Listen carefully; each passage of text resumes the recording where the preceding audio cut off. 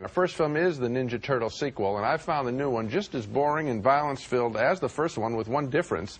The novelty of seeing the turtles has worn off. Here's the opening fight in the film, choreographed like a music video, with the turtles taking on some thieves in a shopping mall. Hey, now you see them, now you don't. Back in the picture is the turtles' human friend, a TV reporter, this time played by the pleasant Paige Turco. They like her, and of course, they like their pizza. Okay, just like Ninja pizza. Ninja pizza?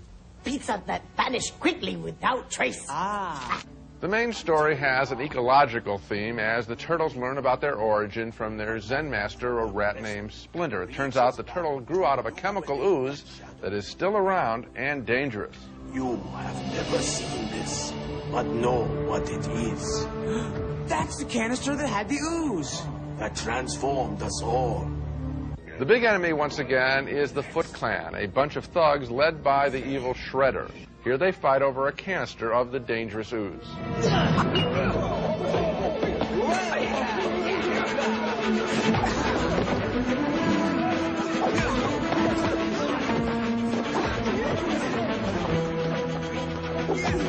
And Shredder's plan is to create some monsters using the ooze that'll help him take over the world. Now, this picture wouldn't be worth so much scrutiny if the series wasn't such a big hit.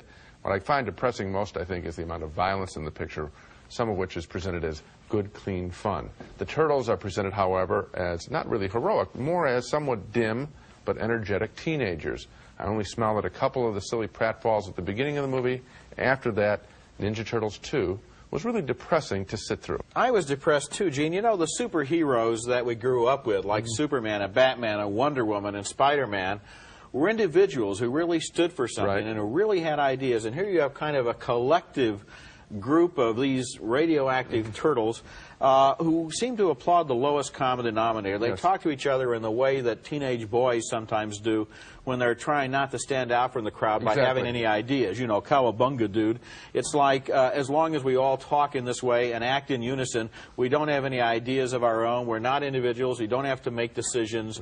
It'll all be just fine. It's really depressing. I think there's something going on with these turtles that is telling us something alarming about our society. I agree. And you know, the theory, you might be worried, oh, I'm going to come off as an older scold. I don't remember how the superheroes of my youth, but I think you put that very well. There was something to admire here.